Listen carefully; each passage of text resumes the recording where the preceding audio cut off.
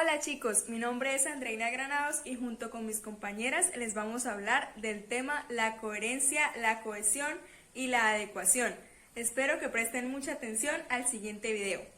La coherencia es una propiedad del discurso que nos permite entenderlo como una unidad comunicativa. Ello supone que está ligada tanto a la interpretabilidad como a la aceptabilidad por parte de los interlocutores. La coherencia depende de la cohesión, así como del contexto lingüístico, del entorno sociocultural, del principio de cooperación y del conocimiento enciclopédico. La coherencia se diferencia de la cohesión en el campo de la aplicación. De este modo, la coherencia hace referencia a la semántica del texto, mientras que la cohesión hace referencia a la parte sintáctica. Para conseguir la coherencia textual existen una serie de mecanismos. A. Unidad temática. Todos los enunciados giran en torno a un tema que puede ir progresando y desarrollando nuevas informaciones. B. Estructura interna lógica. Las ideas aparecen ordenadas y jerarquizadas. Aquí existen dos estructuras para presentar la información, que son estructura analizante o método deductivo, parte de una tesis o planteamiento inicial que se va desarrollando e ilustrando a lo largo del texto. Otra, estructura sintetizante o método inductivo, es el proceso inverso. La idea principal aparece al final a modo de conclusión. Toda la información previa sirve de hilo conductor que desemboca a esta idea principal. C. Corrección gramatical y léxica. Se consigue mediante el significado apropiado de las palabras, en donde no debe haber contradicción entre el significado de las distintas palabras que aparecen relacionadas. Otro es el uso correcto de los marcadores textuales. Estos elementos tienen como función unir enunciados o párrafos, como ejemplo, pero, sin embargo, además, entre otros. La ausencia de anacolutos. Un anacoluto es la falta de coherencia en la construcción sintáctica de los elementos de una oración, que son los sujetos falsos, discordancias falsas y concordancias, entre otras. Tipos de coherencia. Se suele hablar de coherencia global, lineal y coherencia local. La coherencia global tiene que ver con la unidad temática del texto, o sea, el tema central que dé sentido al texto como totalidad. Las distintas partes mantengan relaciones de significado y que haya una adecuada progresión temática. La cohesión estructural o lineal. Posee una estructura, ejemplo, introducción, desarrollo de una idea, ejemplo, entre otras.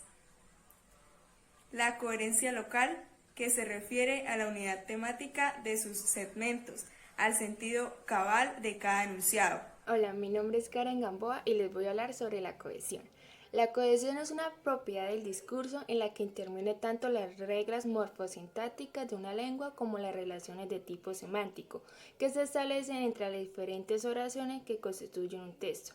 La finalidad de la cohesión es asegurar la progresión temática con el menor esfuerzo del procesamiento en el proceso de engarzar las diferentes oraciones que componen un discurso.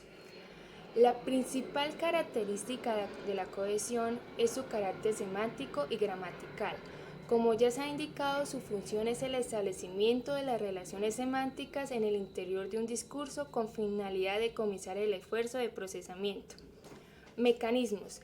En las lenguas se han identificado diferentes mecanismos de cohesión. La clasificación más conocida es la de Halliday y Hasse en 1976, que a partir sobre el discurso inglés, estos autores propusieron 5 mecanismos.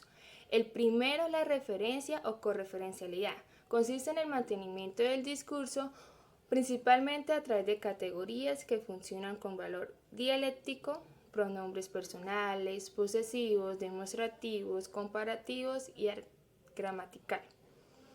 Un ejemplo de ello: suelo ir al cine todos los martes, pero tuve un examen y no pude.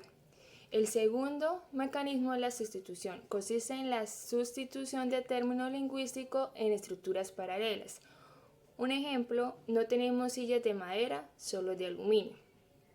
El tercer mecanismo es la elipsis. Consiste en la elección de la parte del mensaje que puede sobreentenderse fácilmente en el siguiente ejemplo: ¿ha llegado tu madre? Sí. El cuarto mecanismo es la conjunción. Es la relación semántica que se establece entre proposiciones por medio de conjugaciones y marcadores discursivos.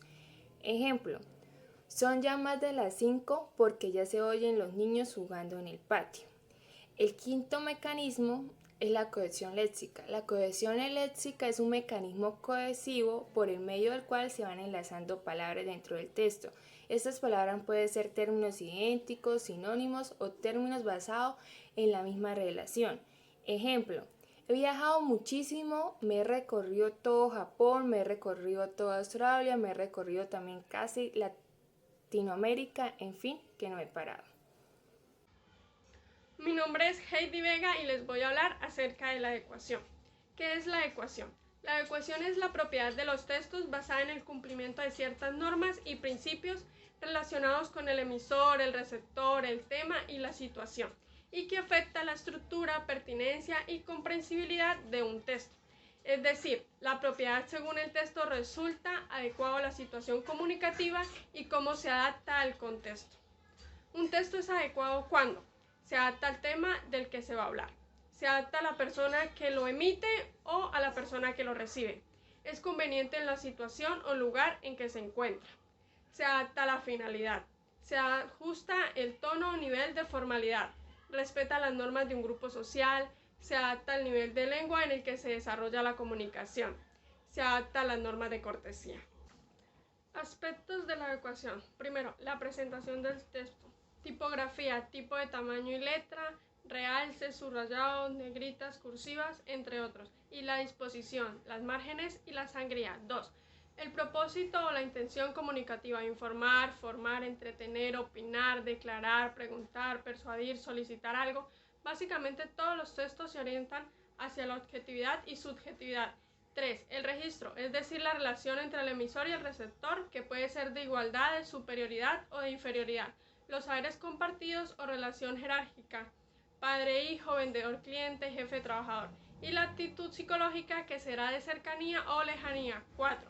El género y la tipología. La información sigue el esquema de pirámide invertida, va de lo más a lo menos importante, siempre que la opinión sigue el esquema de los géneros expositivos argumentativos, cuya estructura está claramente dispuesta y ordenada para lograr convencer al interlocutor de que el razonamiento del autor son los acertados. Quinto, el tema debe ser coherente. Todo texto escrito o hablado debe tener una coherencia desde el inicio al fin. Si voy a escribir de un coche, no es muy práctico hablar sobre los efectos del tabaco, aunque sí puedo hablar sobre el efecto de los motores en la contaminación atmosférica, ya que los temas se relacionan. Sexto, el canal. Se debe tener en cuenta cómo, por qué y para qué va dirigido el texto, ya que no es lo mismo preparar un texto para su publicación que para su recitación ante un auditorio. Cada texto tiene sus propias características. Ejemplos. Primero, imagina que estás en una discoteca. ¿Sería adecuado mantener una conversación filosófica sobre Kant o Piaget? Primero, no es el lugar ni el momento adecuado para entablar una conversación de esta magnitud. Estaría fuera de contexto el tema. Además, tocaría hablar muy fuerte para que se escuche la voz. Segundo, estás en una entrevista de trabajo. ¿Sería adecuado que le hablaras al entrevistador como si fuera tu amigo? No, sería una falta de respeto y de muy mala educación. Lo correcto sería entablar una comunicación